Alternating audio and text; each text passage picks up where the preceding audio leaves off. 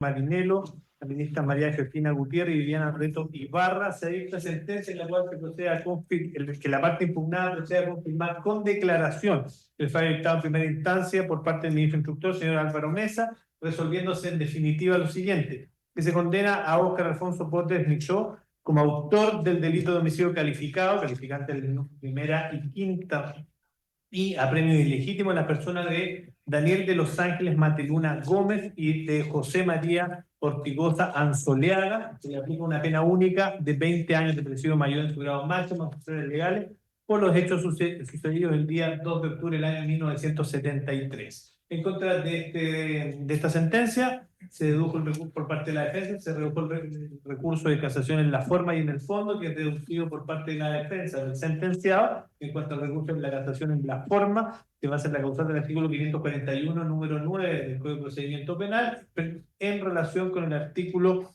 500, con el numeral cuarto de dicho cuerpo normativo, y lo que se argumenta a grandes rasgos es que el fallo no cuenta con fundamentos serios en torno a la decisión de condena que le fue impuesta al sentenciado, en donde no se hace cargo de lo que serían las contradicciones que evidencia respecto de los testigos, y que incluso en concepto de la defensa tenía en cuenta de versiones alternativas sobre la muerte de las víctimas, lo que conduce en concepto de la defensa a que no existen antecedentes serios en relación con la autoría criminal impuesta.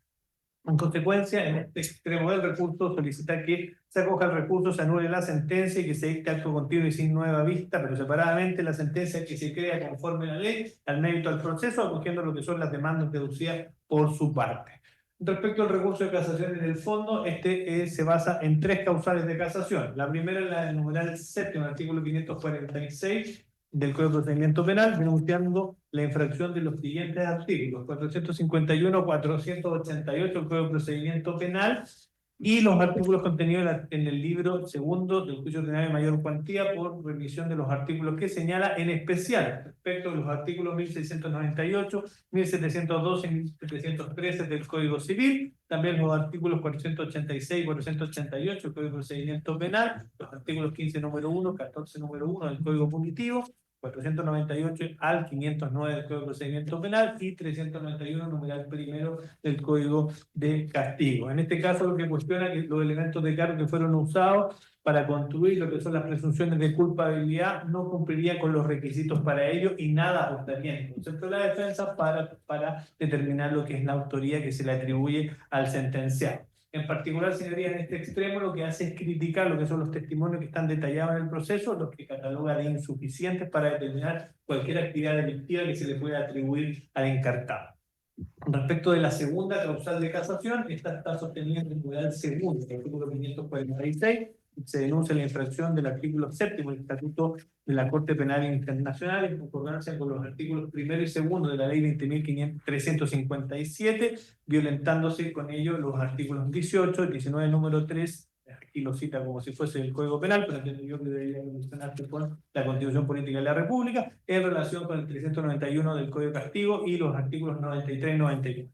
Sobre esta causal, señoría, lo que argumenta es que no existen elementos para considerar que este sea un delito de lesa humanidad. Ergo, no se configuraría en su concepto ninguno de los elementos para, que se configurarían, mejor dicho, los elementos para considerar la prescripción de lo que es la acción penal. La tercera causal y última es la del numeral primero del artículo 546 del Código de Procedimiento Penal. Se enuncia la infracción de los artículos 62, 65, 69, 93, 94, 103 y 391, numeral primero del Código Penal, y la Ley 18.216. En este caso, señoría, bajo similares argumentos, considera que es aplicable la media prescripción, y que estos elementos se cumplen en la especie, y por ello debió haberse aplicado una rebaja considerable de lo que es la pena impuesta, rebajándose en 2 o más grados la pena aplicada. Por lo tanto, señoría, respecto a la casación en el fondo, está pidiendo que se acoja el recurso, se case el fallo, se deje sin efecto y se proceda a dictar la correspondiente sentencia de reemplazo por cualquiera de las causales de casación que fueron invocadas, y en consecuencia se le absuelva al sentenciado, o en su caso se decrete que la acción penal se encuentra prescrita dada la naturaleza de la acción que dice relación con el objeto del juicio, y en este caso se aplique en su defecto una pena menor en atención al reconocimiento del 103 del Código Penal, más el 11 número 6, que fue con que fue reconocida y se rebaje sustancialmente la pena con un beneficio de la libertad vigilada. En cuanto al hecho acreditado, señoría, está sostenido considerando tercero del fallo de primera instancia, no es modificado por el de segunda y está en el documento. El documento nos pasó. La relación, por eso voy a hacer omisión, como señoría me lo permitió. Este hecho está establecido en la sentencia, está calificado como los delitos de apremio ilegítimo y homicidio calificado de las personas de Daniel de los Ángeles Mateluna Gómez y José María Ortigosa, previsto en los numerales, en los artículos correspondientes del Código Penal de la época. Y en este caso, respecto a la calificación jurídica, no existe controversia. De lo que existe controversia es lo que dice relación al carácter de lesa humanidad que fue considerado por el sentenciador de primera y por el de segunda, respecto al fallo de primera instancia, en el laudo, en los considerandos quinto a séptimo, el señor ministro instructor lo que hace es hacer una reseña de todos los procesos en los cuales ha dado esta calificación y ha sido confirmado esta decisión por los tribunales superiores, y además hace una alusión en extenso a lo que es el origen, la evolución histórica y la definición de los delitos de lesa humanidad o delitos de ley o normas contra la humanidad.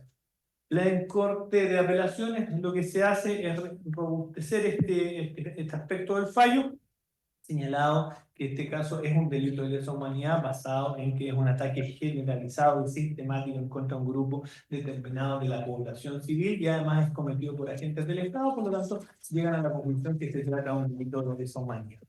En cuanto a la participación, señoría, se toma declaración indagatoria, en este caso al sentenciado Óscar Alfonso Ernesto Potres Lilló. Él señala que con posterioridad al 11 de septiembre del año 73 se desempeñó ad honorem como asesor oficioso y del comandante de guarnición del regimiento Tucapel, Pablo Iturriaga, debido a su profesión de abogado. En ese sentido, él señala que en realidad tenía la calidad de asesor y lo que se buscaba es que él colaborase con lo que era la Fiscalía Militar y los consejos de guerra, siendo designado fiscal militar solamente a contar de marzo del año 74. Anteriormente él asegura que no tenía esa calidad, sino que en realidad era un asesor externo, llamarlo, asesor oficioso, según sus palabras. En esa calidad, dice que en nombre del referido comandante Iturriaga, él requirió una colaboración por parte del Poder Judicial a efectos de congestionar la labor de la Fiscalía Militar y realizar el respectivo Consejo de Guerra conforme a la ley, y pidió ayuda de personal que le fue asignado y además buscó colaboración del Colegio de Abogados para los efectos que asumieran la defensa de quienes iban a ser juzgados por esos consejos de guerra. En ese entendido, como coordinador, él dice que muchas personas lo vieron en el regimiento, pero él niega tajantemente que interrogó a alguna persona y desconoce cualquier malos trato o tortura que se le hubiera proferido a los detenidos. Asimismo, señoría, hubo varias diligencias de careo con algunos testigos y él negó interrogar personas, haber recabado información sobre afiliaciones políticas de ninguna persona, dice que no participó en ninguna reunión extraoficial sobre la materia, no colaboró con la redacción de bandos militares, ni tampoco ordenó el traslado ni la incomunicación de ningún detenido a la cárcel de esa ciudad. Sobre la víctima, José María Ortigosa, en una de sus declaraciones, señala que él recordó que 2 días antes que saliera del bando militar que comunicaba su fallecimiento, se le acercó a esta persona y le manifestó que él conocía una serie de almirantes y generales, por lo que requería conversar con ellos. Dice que en realidad en ese momento a él lo vio bien físicamente y que no parecía que hubiera sido víctima de malos tratos. Respecto de Daniel Matiluna Gómez, él desconoce cualquier antecedente.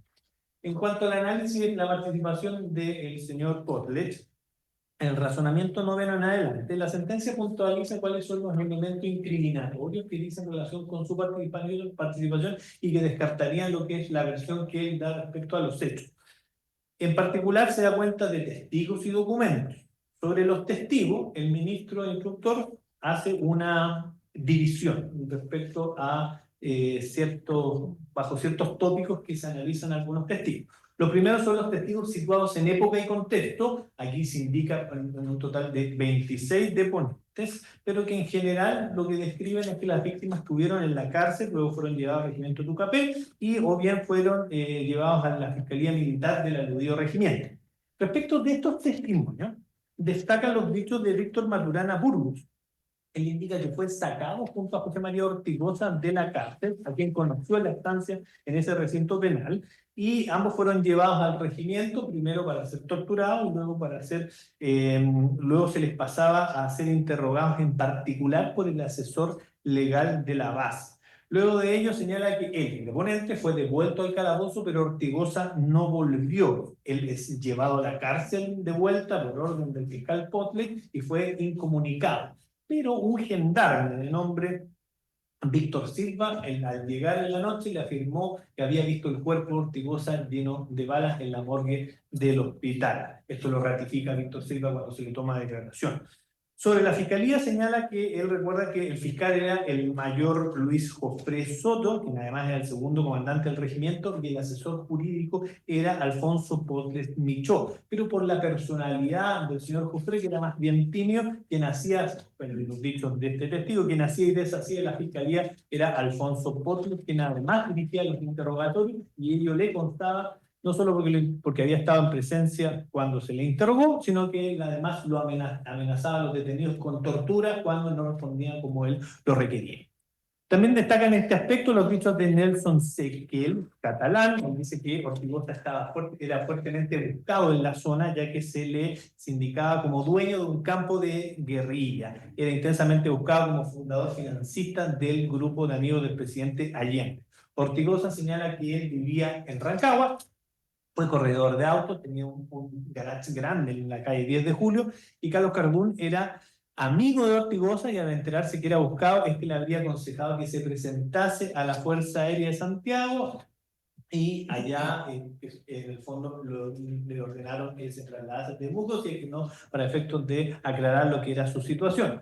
Este testigo, según indica, Carlos Cardún en su propio avión lo habría trasladado a Temuco, y al llegar a la base aérea fue detenido, fue trasladado al regimiento Tucapel, y este último le contó al deponente que lo dejaron libre, y a Ortigosa en cambio lo sometieron a un consejo de guerra. Se habría decretado la libertad de él, pero cuando iba saliendo se habrían escuchado disparos, y después se supo que él habría sido ultimado por haberse intentado fugar.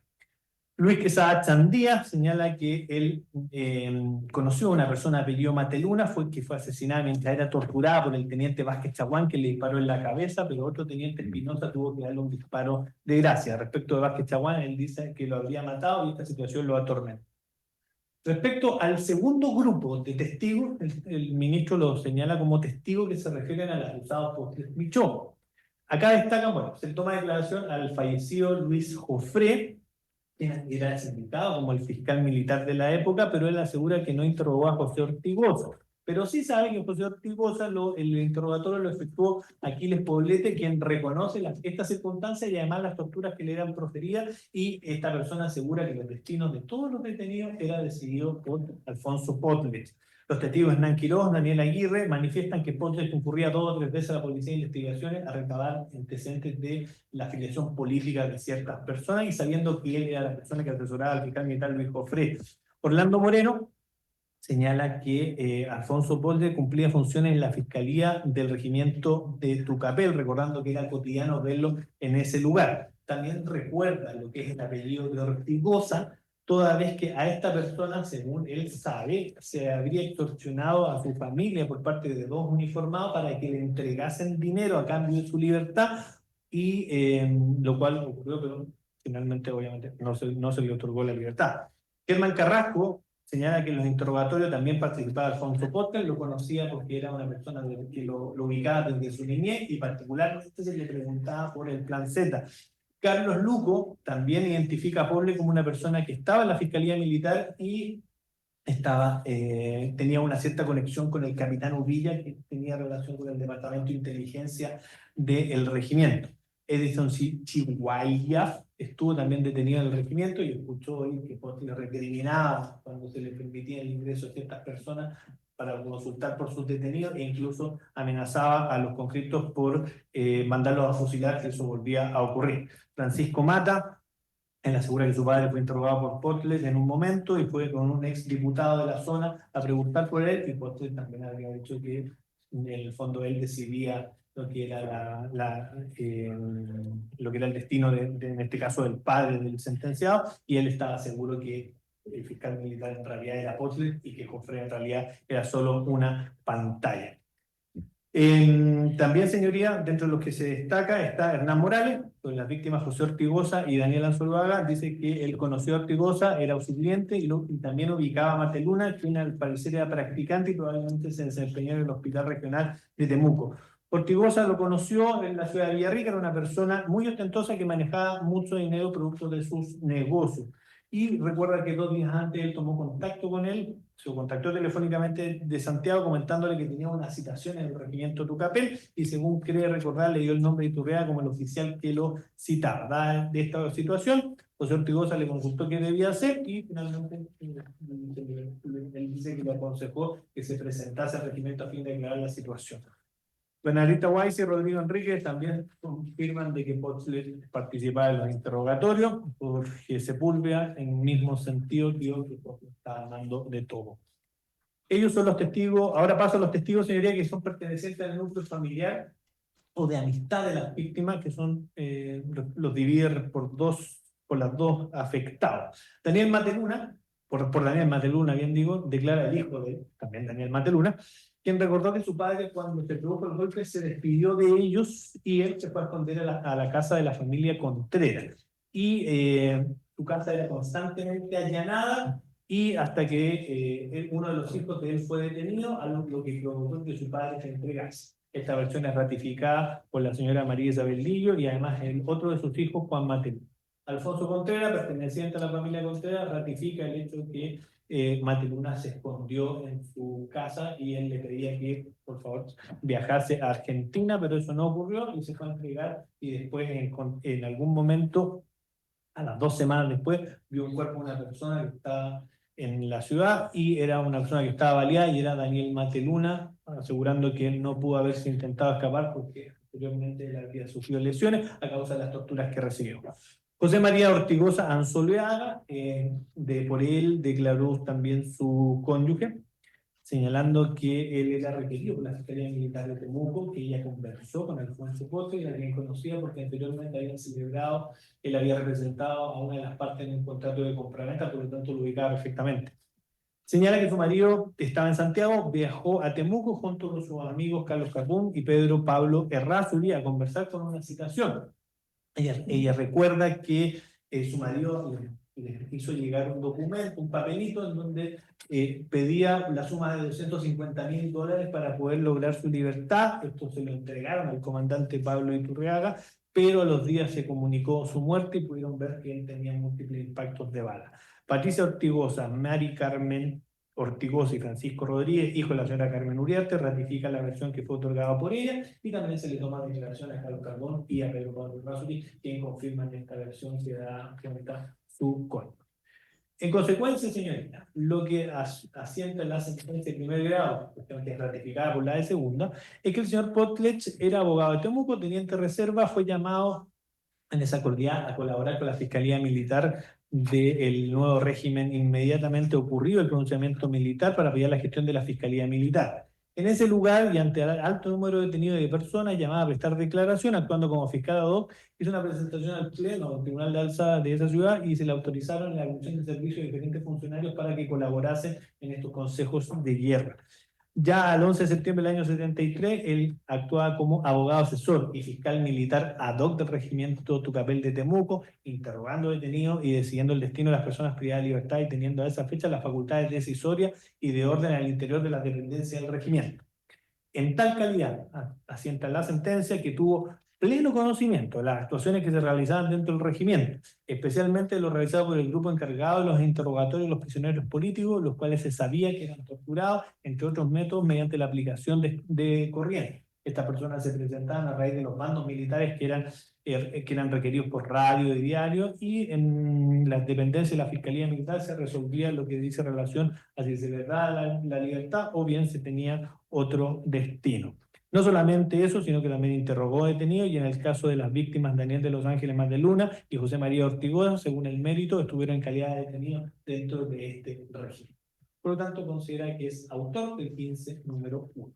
Respecto a las circunstancias modificatorias, señorías, relacionadas con el recurso, amnistía, prescripción y media prescripción descartado por el carácter de lesa humanidad, se le reconoce la irreprochable conducta anterior. Y en cuanto a la penalidad, señoría, atendía, bueno, aunando ambas decisiones, el homicidio calificado, castigado como presidio mayor en su grado medio, presidio perpetuo, apremio legítimo, presidio de reclusión menor. En este caso le beneficia una circunstancia minorante, que es la del 11, número 6, y en aplicación al 75, entendiendo que un delito es el medio para cometer el otro, se le aplica una pena única respecto de la pena del delito que lleva la pena asignada, la mayor penalidad, y por lo tanto se le aplica el máximo de 20 años como pena única respecto de ambos ilícitos. La sentencia de segundo grado. Bien, ¿alguna consulta? No. Bien, abogado, lo escuchamos sosteniendo su recurso. Gracias, excelentísimo tribunal, su presidente y excelentísimos miembros de este tribunal colegiado.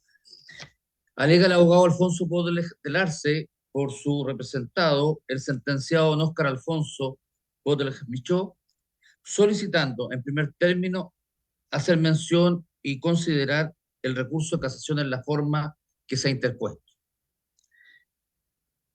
En una primera aproximación al recurso, quiero señalar, excelentísimo tribunal, que nuestro mensaje del código, de nuestro añoso Código Procesal Penal, que solo se utiliza hoy en día respecto de este tipo de causas, ya mencionaba una situación que para esta defensa resulta ser a todas luces importante. Pues en ese mensaje se dice que el sentenciador, desde que comienza el inicio del sumario, se forma una convicción de cómo ocurrieron los hechos, quién es el responsable y eventualmente entonces cuál es la sentencia que se le debería imponer. Y todo el derrotero que hace el sentenciador, lo dice el mensaje, está destinado a lograr el cumplimiento de esa primera hipótesis, de esa primera convicción. Esta persona es responsable, entonces, ¿cuáles son los elementos que me permiten consolidar esta primera convicción? Y eso que recoge el mensaje, porque está allí, y que en el fondo ha servido o sirvió para la modificación radical de nuestro sistema inquisitivo, se plasma hoy en día en la sentencia del ilustrísimo ministro señor Mesa. Y vamos entonces a ver el recurso de casación en la forma. ¿Y por qué en concepto de esta defensa se transgreden lo previsto en el artículo 541 en relación al artículo, en su número 9, en relación al artículo 500, regla cuarta de nuestro Código de Procedimiento Penal? Esto guarda relación porque la sentencia no considera cuáles son en realidad los hechos probados o no probados, aquellos que benefician o no al encartado. El juez se formó la convicción de que él era responsable y no consideró ningún elemento ajeno a ello. Y para esto voy a recoger aquello que ha señalado el señor relator. Ha señalado como elementos de cargo la prueba testimonial. Y es efectivo. Hay testigos, 60 testigos, excelentísimo tribunal. Pero ¿cuál de ellos sitúa al encartado en una relación, alguna conversación entre las víctimas y el encartado? ¿Cuál de ellos coloca al encartado en una situación de apremios o de un homicidio? No hay ninguno. No hay ninguno porque es un hecho que no es real. Y el señor relator ha hecho mención en particular a 3 testigos. Y quiero señalar que ellos hacen responsable de la trágica muerte de los señores Mateluna y Ortigosa a personas determinadas. ¿Y dónde está entonces el razonamiento del sentenciador de primera instancia para determinar si esas aseveraciones eran o no falsas o verdaderas? ¿Las consigna la sentencia? Las consigna, excelentísimo tribunal. Se dice, porque lo dice, que al señor Ortigosa lo dice su cónyuge. A mi cónyuge lo mata o lo ordena matar el señor Jofré. ¿Quién era el señor Jofré? El segundo comandante del regimiento y el fiscal militar de la época. Lo dice la viuda. Respecto del señor Mateluna, lo dice la sentencia. El testigo, señor Quesada, dice que quien lo mató fue Vázquez Chaguán, junto con Moreno y Lavín.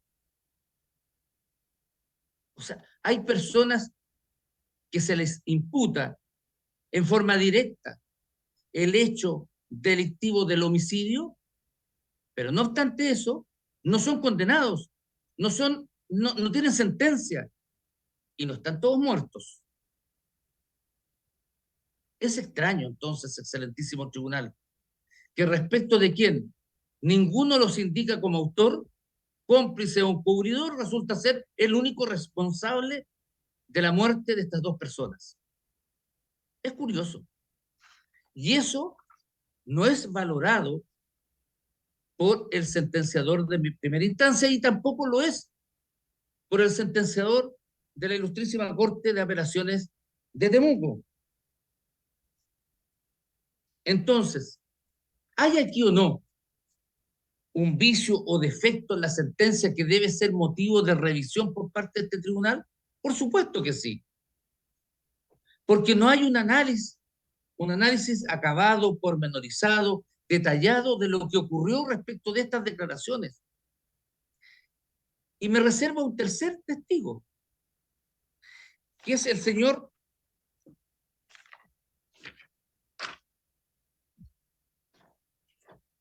Nelson Sekel. El señor Nelson Sekel, o aquí él o el señor Cardún miente, pero uno de los dos no dice la verdad. Y de eso tampoco se hizo cargo el sentenciador. El señor Nelson Sekel dijo que él conoció del fallecimiento, del asesinato del señor Ortigosa, porque el señor Cardún le señaló que él lo trajo en avión desde Santiago, se entregaron en la base aérea de Maquehue, es decir, a la Fuerza Aérea. Luego el señor Cardún fue liberado y el señor Ortigosa quedó detenido. Eso dice el señor Sekel. ¿Qué dice el señor Cardún? Sí, yo me fui con el señor Ortigosa desde Santiago, en auto, en mi Camaro, en el Camaro del señor Ortigosa. Yo acompañé al señor Ortigosa en su vehículo Camaro y como muy bien señala el señor relator, a quien le gustaba, por recursos que tenía, manejar vehículos de consideración, pero no viajó en avión. Hay aquí una contradicción, pero que el sentenciador no se preocupa. Seguramente porque dice, bueno, pero la persona llegó aquí. Claro, pero cuando 2 testigos dicen cosas contradictorias, deben ser valoradas. Porque si son 2, pueden haber 3. Pueden haber versiones contradictorias y, por qué no decirlo, francamente mañosas y de mentira. Pero además de eso, dice que el señor Sicker, que el señor Cardún conoció del fallecimiento del señor Ortigosa mientras lo esperaba junto a su cónyuge en el exterior del regimiento. Pero ¿qué dice el señor Cardún? Yo me enteré cuando venía de regreso hacia Santiago en vehículo y me entero por una información de la radio. Es decir, versiones contradictorias que no son valoradas. Versiones contradictorias que no son valoradas. Entonces, la pregunta que debe hacerse el tribunal que aplica justicia ¿es esta la verdad? Si hay alguien que imputa a un tercero, que le imputa directamente la comisión de un homicidio y no es procesado, no es imputado y no es condenado, estando vivo. Pero este señor que no aparece, a él sí lo voy a condenar. ¿Por qué? Por testigos de contexto. Así es, por testigos de contexto. Yo quiero señalar, excelentísimo tribunal, que mi representado estuvo durante 3 años privado de libertad en Italia por un proceso de derechos humanos respecto de un ex sacerdote. Y después de esos 3 años, en definitiva, el tribunal colegiado, compuesto por jueces y por ciudadanos, lo declaró libre y regresó. Entonces, cuando se hace presente esa situación fáctica al ministro Mesa, él dice, eso no sirve. Eso es de un proceso ajeno al nuestro. Eso ocurre en Europa. Eso es así. El problema es que él, en su larga sentencia, de esta y otras, respecto de mi representado y de otros, utiliza la jurisprudencia de los tribunales extranjeros, en específico los juicios de Nuremberg. Entonces, para condenar, ocupa esa teoría. Pero para establecer la duda, no considera una situación distinta en otro país. Eso no es aplicable aquí. Claro, porque puede ser beneficioso para el encartado. Entonces, ¿de qué justicia hablamos? Creo que la balanza que debería ser equilibrada no lo es. No puede serlo si el razonamiento es ese.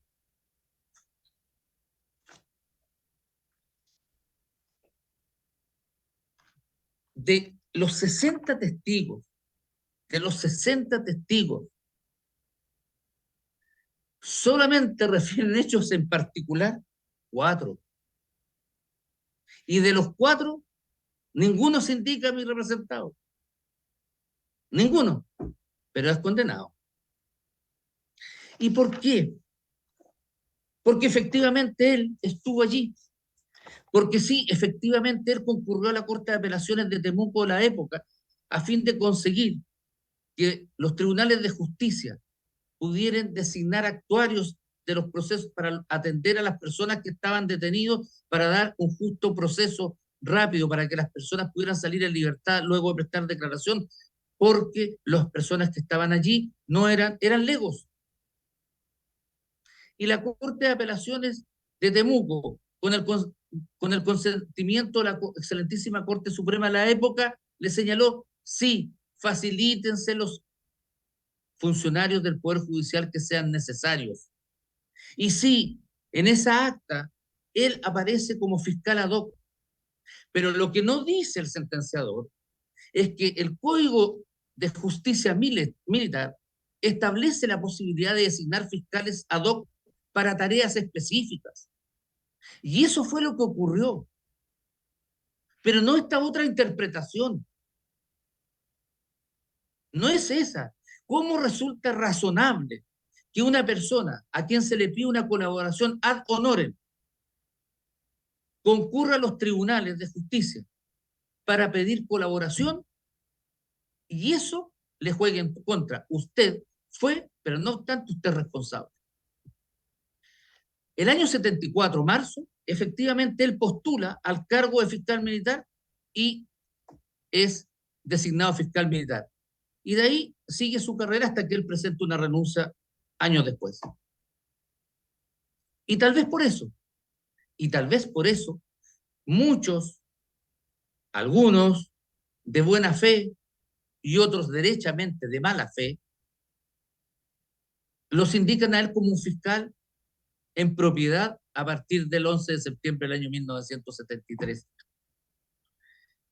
Él no era teniente de reserva y se demostró con documentos oficiales del Ejército de Chile que él no tenía esa calidad, pero de eso tampoco se hace cargo el ministro, tampoco se hace cargo la Corte. ¿Por qué? Porque destruye la tesis que el ministro instructor asumió desde que tomó conocimiento de los hechos. Por tanto, excelentísimo tribunal, cualquier elemento que uno pudiera acompañar no es útil. También nos ha dicho, pero se dirá, más adelante se dirá, no tengo duda, es que hay una orden de libertad firmada por el señor Potelej, de acuerdo a un peritaje hecho ordenado a hacer por el ministro instructor. Sí, pero lo que no se dice es que hay otro peritaje también hecho y también acompañado al proceso que dice que esa firma no es auténtica. Pero no se considera por quien destruye la tesis primera del sentenciador. Y así es como discurre este fallo, recogiendo declaraciones de distintos procesos, de la teoría del derecho internacional, haciendo aplicables normas que en estricto rigor no deben ser aplicadas por nuestros tribunales porque no estaban vigentes, independientemente de lo que pueda o no decir la Corte Interamericana de Derechos Humanos. Nosotros tenemos una carta fundamental que debe ser respetada. Y los tratados tienen vigencia desde determinada época. Y ellos no estaban vigentes a la época de esta situación. Pero de eso no sirve. Porque destruye la tesis que ya consagraba nuestro mensaje del Código Procesal Penal. Excelentísimo tribunal, si en su íntima convicción estos procesos se llevaran a cabo de acuerdo al nuevo proceso penal, estoy absolutamente seguro que ninguno habría llegado al término al cual han llegado hoy en día. Hay formas de sanar el dolor, pero no es necesario causar más, ni mantenerlo en el tiempo. No es necesario. ¿Es necesario resarcir los perjuicios? Sí. Es necesario. Y se ha intentado a través de comisiones especiales. Sí.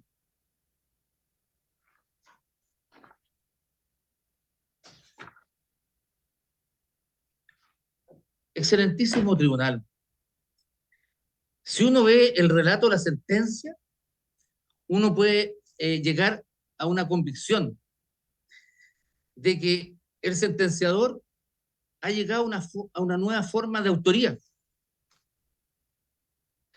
Él debió conocer. Él era partidario del régimen militar, él es culpable. Lo ha dicho en sentencias, en forma expresa. ¿Eso es razonable jurídicamente? Eso no puede ser, excelentísimo tribunal. En un delito de homicidio, no es que debió conocer. Homicidio calificado, sí. No es un cuasi delito, es un homicidio calificado. Le están imponiendo una pena de 20 años, que, con respeto, con absoluto respeto, excelentísimo tribunal, es una sentencia que resulta imposible de cumplir. Él ya ha sido condenado y está cumpliendo.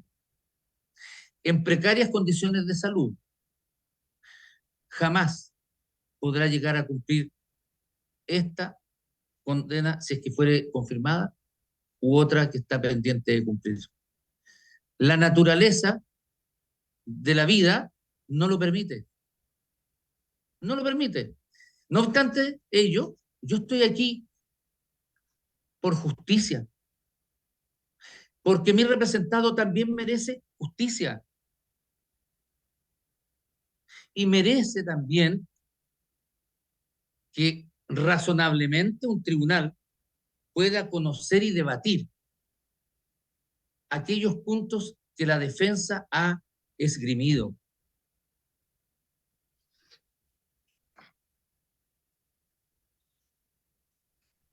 Excelentísimo tribunal,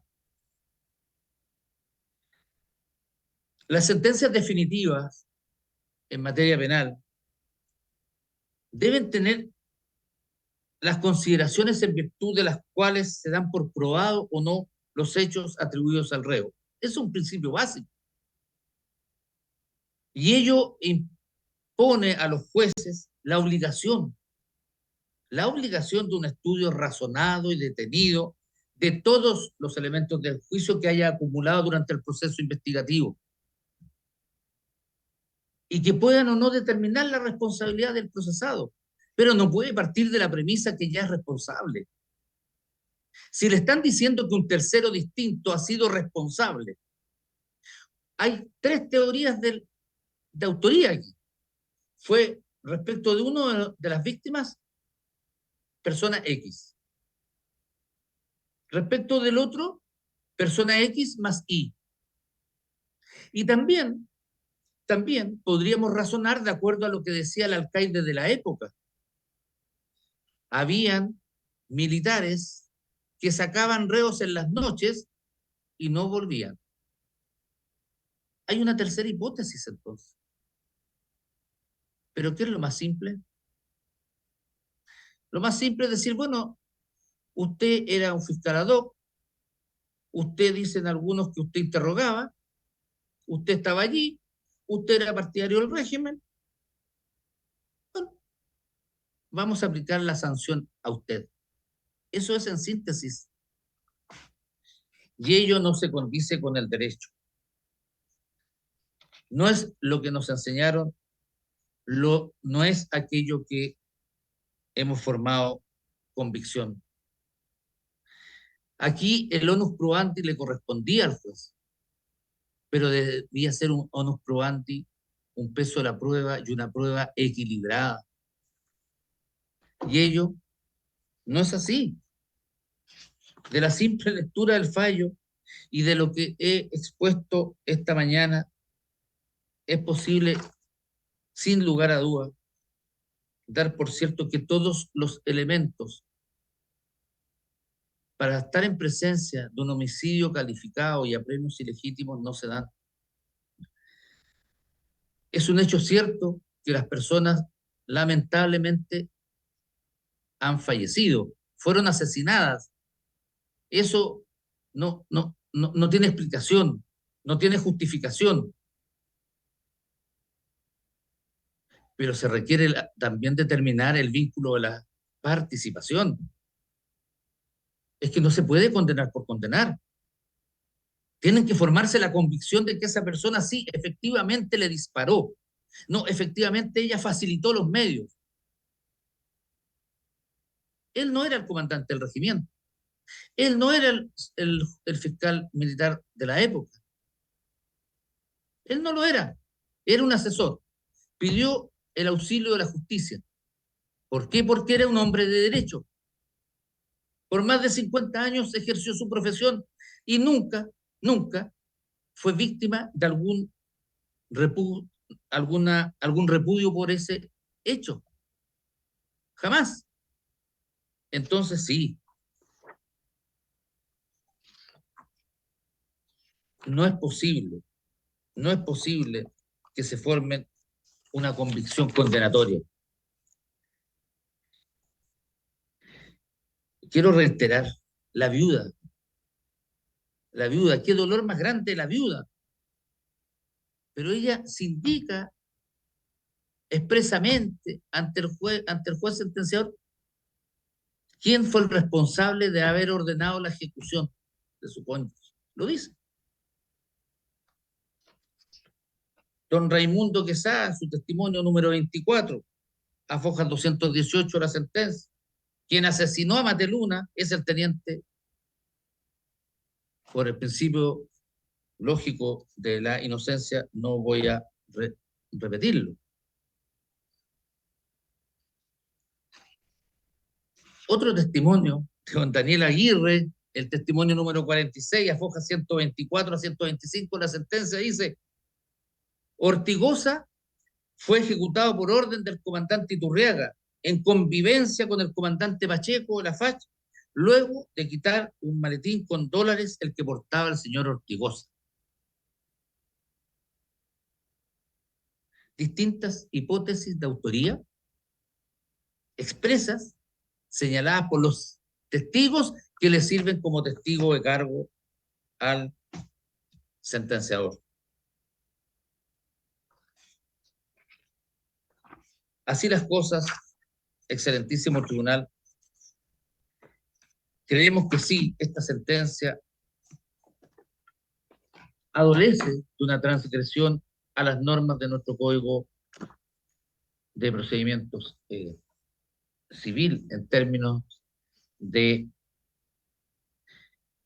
la sentencia no considerar todos los aspectos que la defensa en sus diversas oportunidades ha podido expresar, el no valorar de la forma debida la prueba testimonial rendida, en considerar respecto de estos hechos, alegaciones o circunstancias ajenas. No basta el contexto. En hechos tan graves como estos, no basta el contexto. Hay que formarse esa íntima convicción de que quién es el responsable.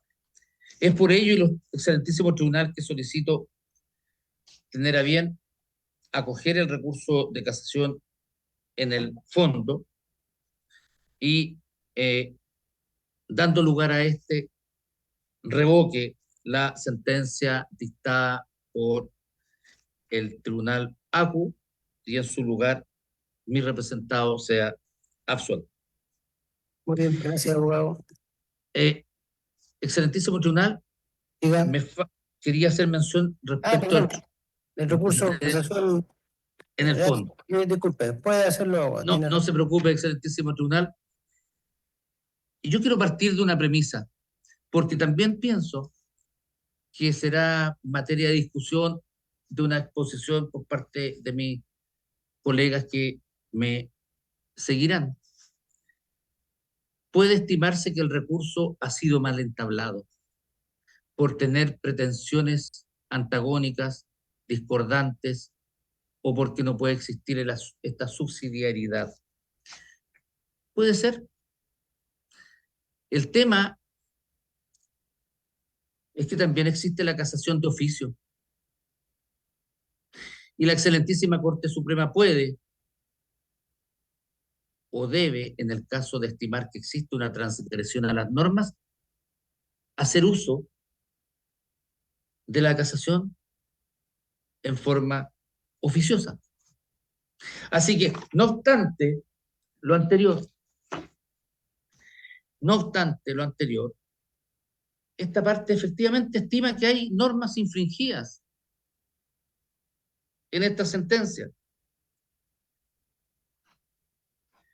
Así, los artículos 451 a 488 del Código de Procedimiento Penal, como también el artículo 15, número 1 y 14, número 1 del Código Penal. Porque, ¿y cómo influyen? Porque para condenar de la forma como se ha hecho, se basa en presunciones judiciales. Pero, ¿son suficientes las presunciones judiciales para llegar a este tipo de sentencia?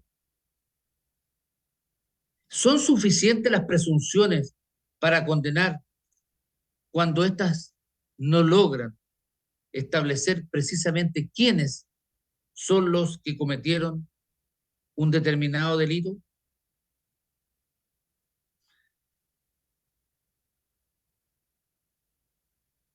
Excelentísimo tribunal, cito, por ejemplo, la Corte de Apelaciones de Talca, Gaceta 1913, segundo semestre, que está citada incluso en el Código, en el repertorio del Código de Procedimiento Civil, página 2709, citada en causa sobre secuestro de José Isaías San Martín Benavente, recurso casación, Corte Suprema 5231 del año 2008.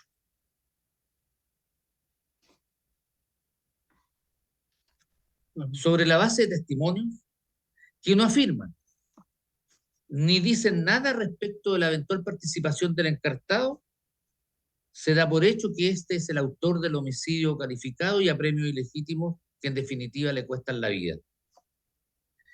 Son simples conjeturas. Son relatos de mala fe o falsos, contradictorios entre mismos testigos.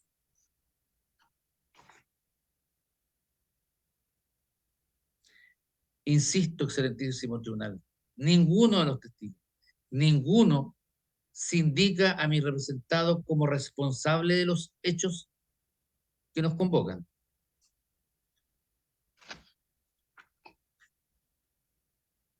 Cuando el artículo 488 del Código de Procedimiento Penal da a conocer cuáles son las presunciones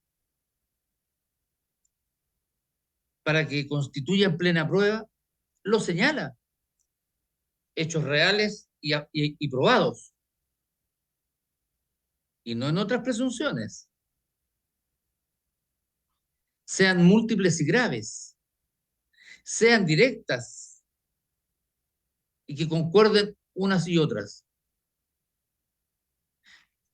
Uno puede decir, ¿el señor Potelej era un fiscal ad hoc? Sí, uno podría decir que era fiscal ad hoc, pero para una situación en particular, permitido por el Código de Justicia Militar. 2.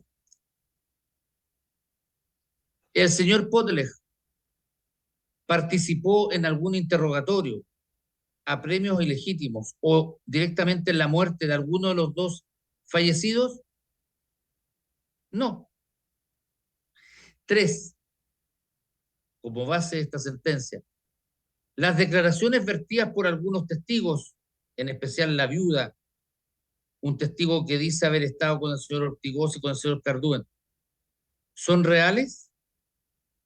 A lo menos las declaraciones de el señor Siquet y el señor Cardún son absolutamente contradictorias. Absolutamente contradictorias. Entonces, ¿es posible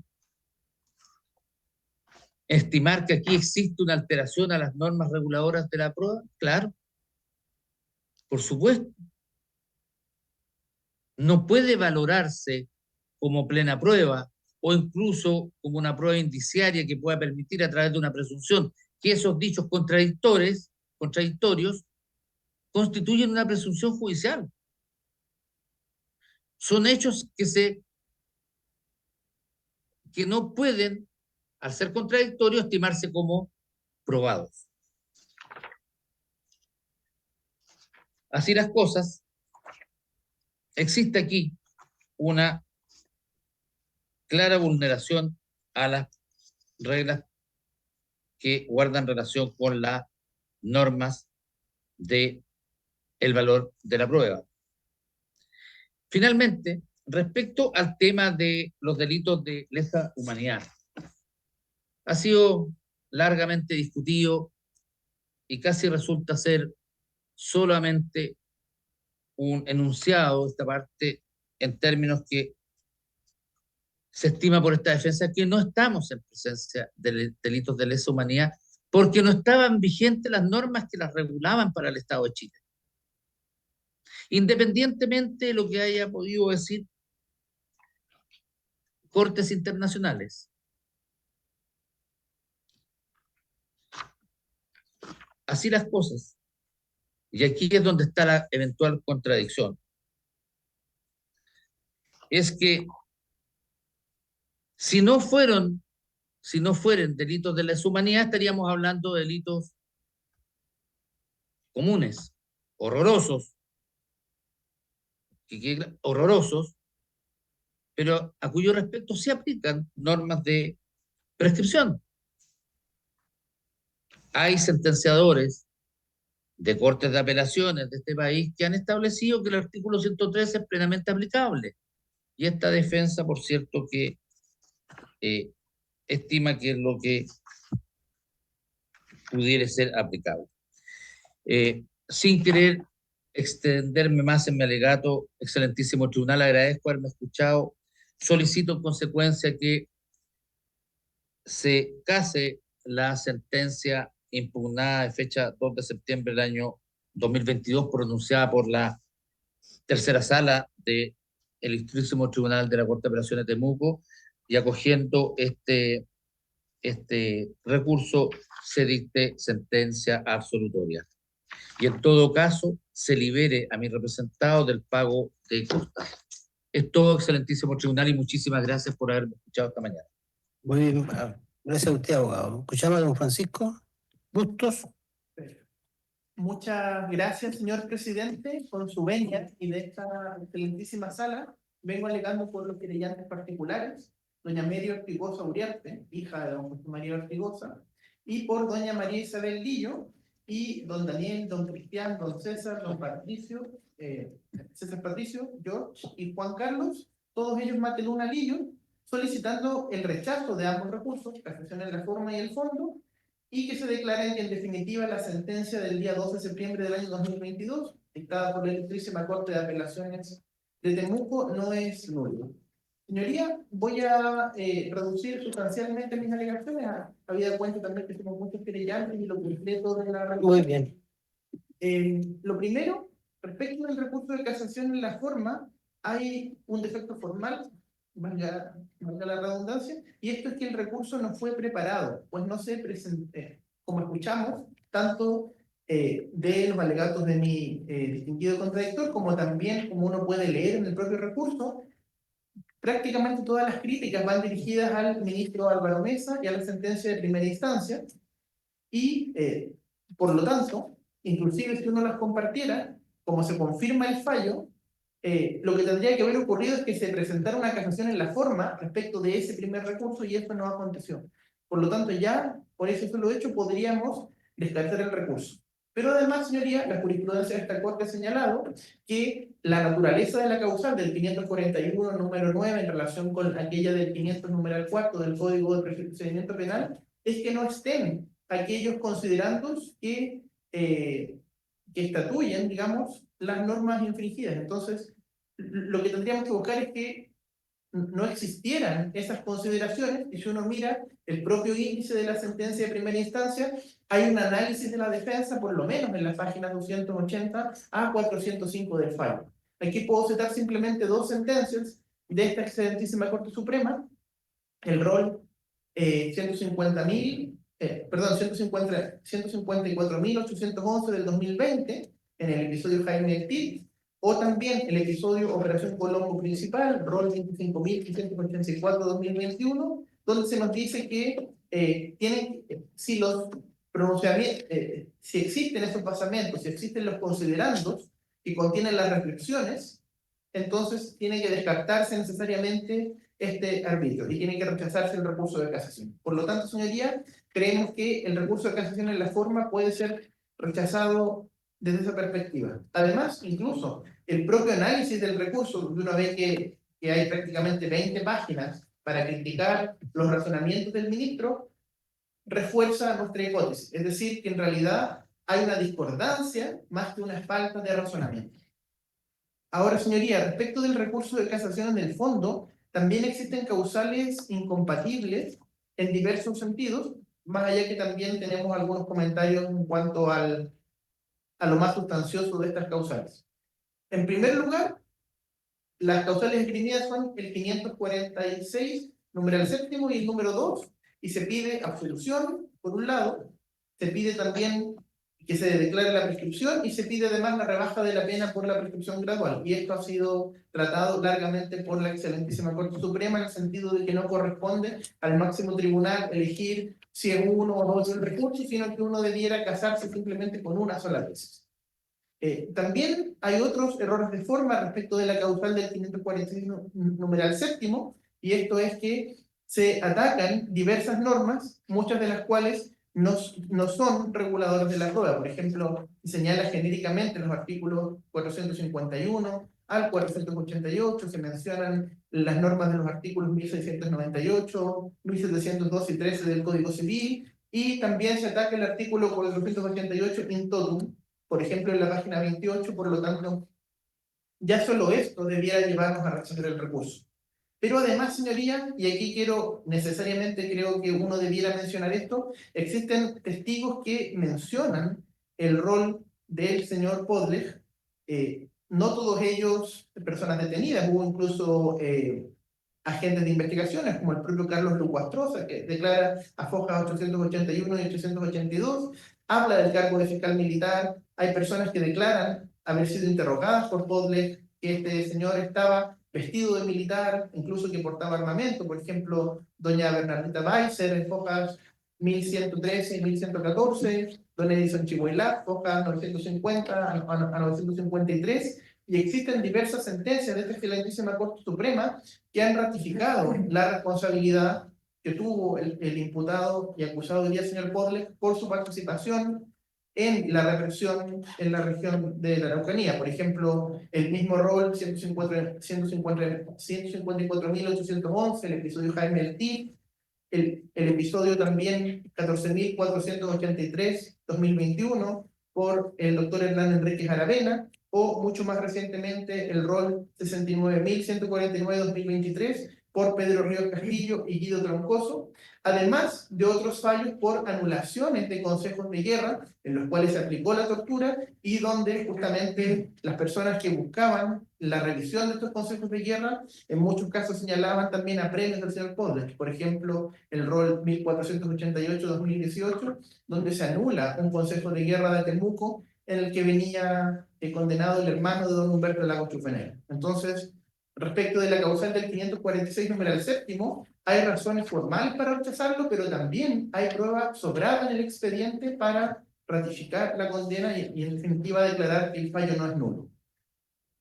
Y respecto del otro motivo de casación, de aquel que se ampara en el artículo 546 numeral segundo del Código de Procedimiento Penal, aquí también hay un error porque el presupuesto de esta causal es que se aplique una pena y aquí se está pidiendo la absolución, entonces creemos que esta no sería la causal. También aquí mismo se pide declarar la prescripción, que también conduciría a no aplicar pena, por lo tanto, otro error en la causal.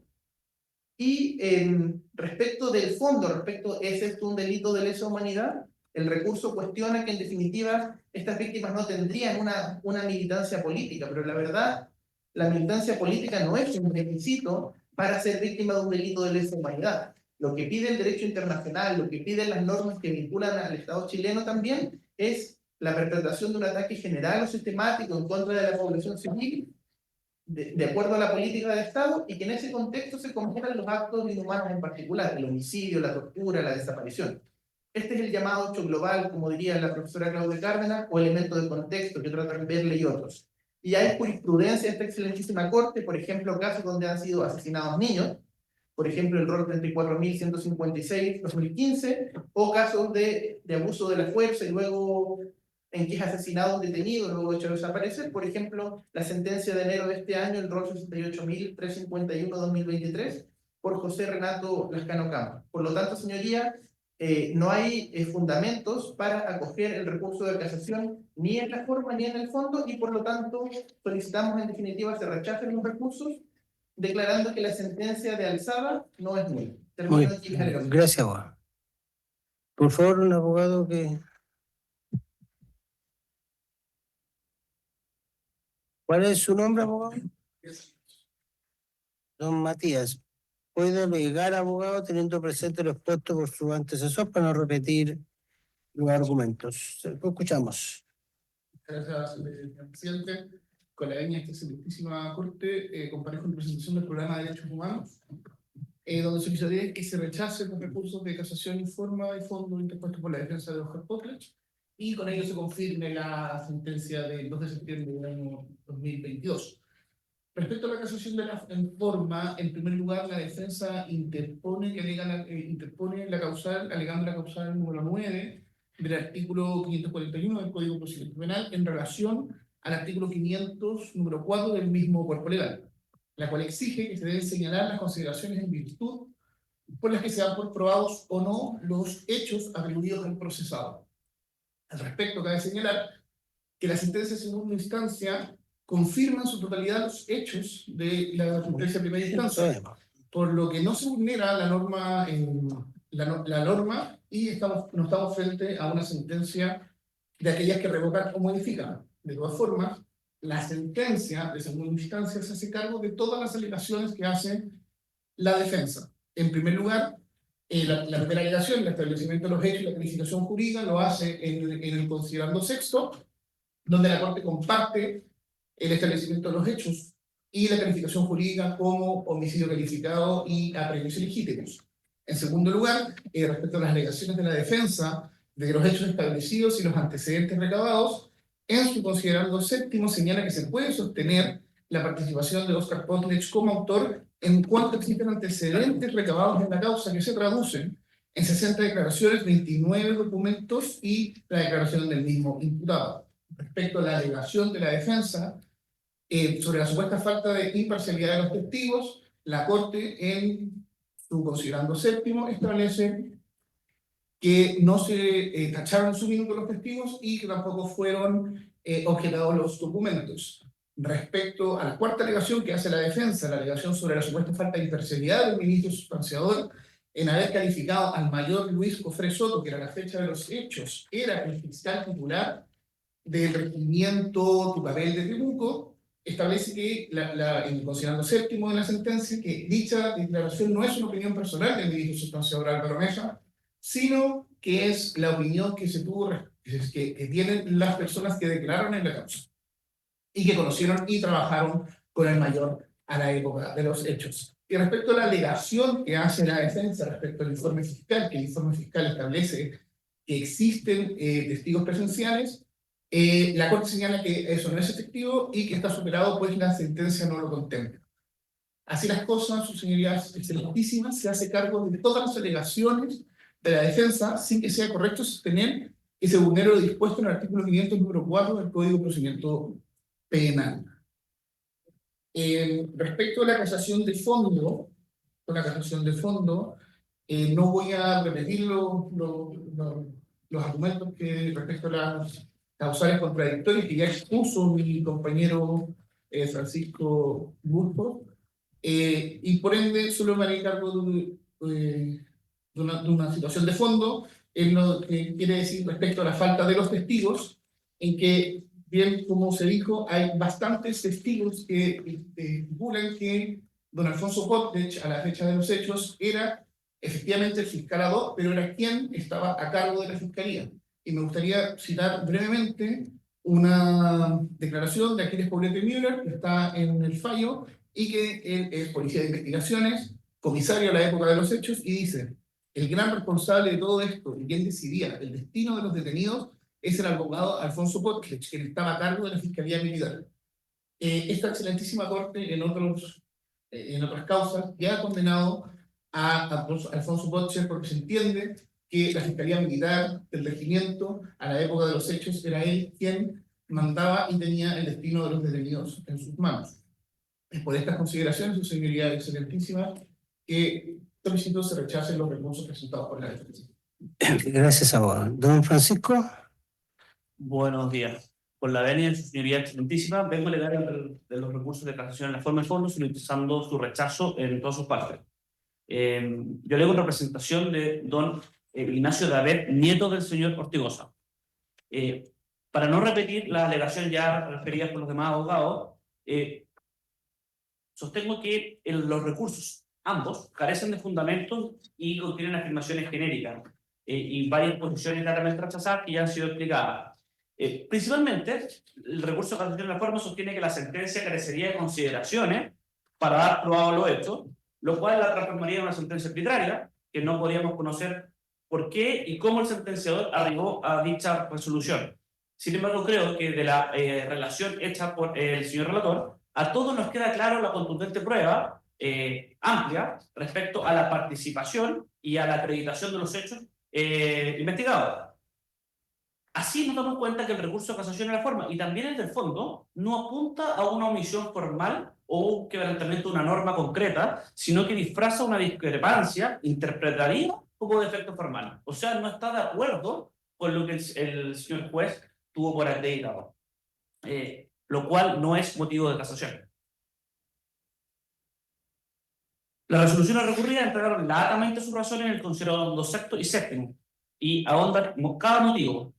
Sobre los testigos, el recurso se sostiene que ninguno de los testigos relaciona al señor Podlech con estos lamentables hechos, cuestión que vemos que no es cierto con las lecturas que han hecho los demás abogados, no solamente de la declaración de Aquiles Poblete y la presentada por el señor relator, sino que también hay declaraciones como el don José Mancilla, que trabajó en el regimiento Tucapel, declaró que él trabajaba cotidianamente en la fiscalía, como interrogar y tomar que el señor Podlech tomaba declaraciones y tomaba decisiones respecto a los detenidos.